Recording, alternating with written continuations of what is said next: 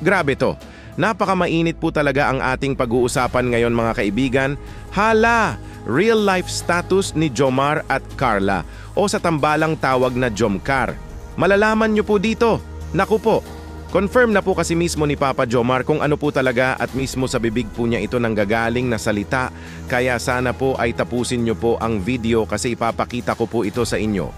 Bago po ang lahat, isang magandang mapagpalang araw po sa ating lahat. Maraming salamat po sa muling pagdalaw nyo sa aking munting channel at sa ngayon pa lang po na nakabisita sa channel na ito ay pasubscribe naman po para updated po kayo sa mga panibagong video na ma-upload ko. At pasasalamatan ko po pala ang ama at founder ng Kalingap na si Kuya Val Santos Matubang at kanyang anak na artistahin na si Idol Kalingap. Rab, suportahan po natin sila palagi. Maraming salamat po. Jomar at Carla, o sa kilala nating lahat sa tambalang tawag na Jomcar, isang love team ng channel ni Idol Kalingap Rab na habang tumatagal ay mas lalo pa po talagang lumalakas ang love team nila. Grabe, 2 buwan pa lang po sila na may love team serye pero grabe na po talaga ang impact na dala nila sa channel ni Kuya Rab. Kasi most requested po talaga ang Jomcar ng mga viewers sa lahat ng uploads ni Kuya Rab. Napakaganda naman po kasi ang kinalabasan ng love team serye nila. Halos lahat po talaga ng nanood dito ay napasaya at napakilig sa mga eksena na pang professional po talaga ang mga acting nila.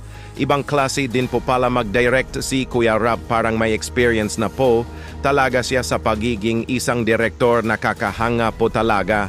Kasi sa part po ni Kuya Rab ay di po talaga biro ang gumawa ng mga idea na papatok po talaga sa mga viewers at masatisfy sila sa kanilang napanood.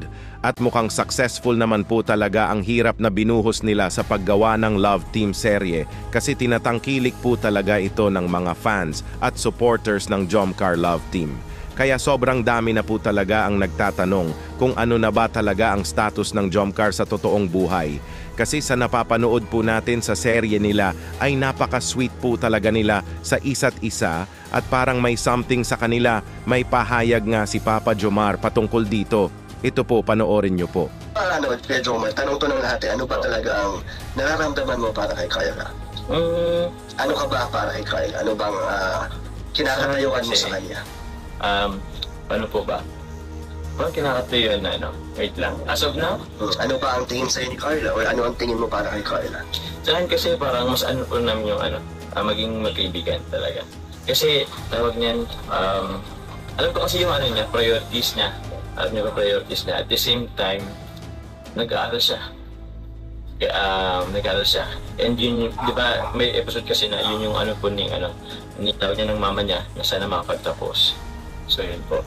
Ako din naman, busy din naman sa sa Kalingap. Sa Kalingap. So, as of now, friends po kami.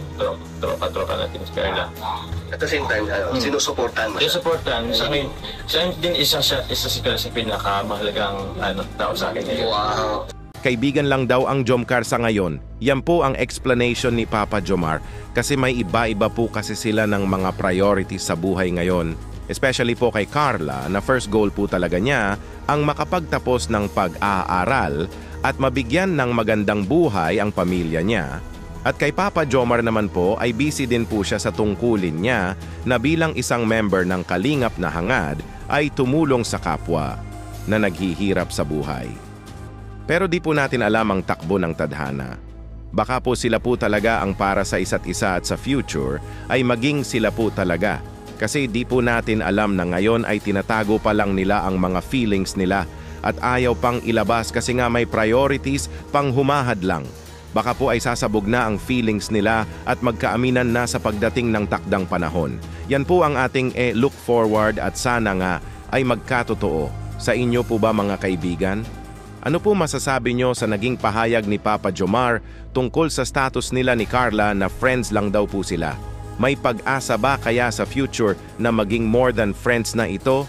Mag-comments lang po kayo at pag-uusapan po natin yan sa comments section. Dito muna lang po tayo, Kuya Dambo nga po pala. Ingat po kayo palagi and God bless us all.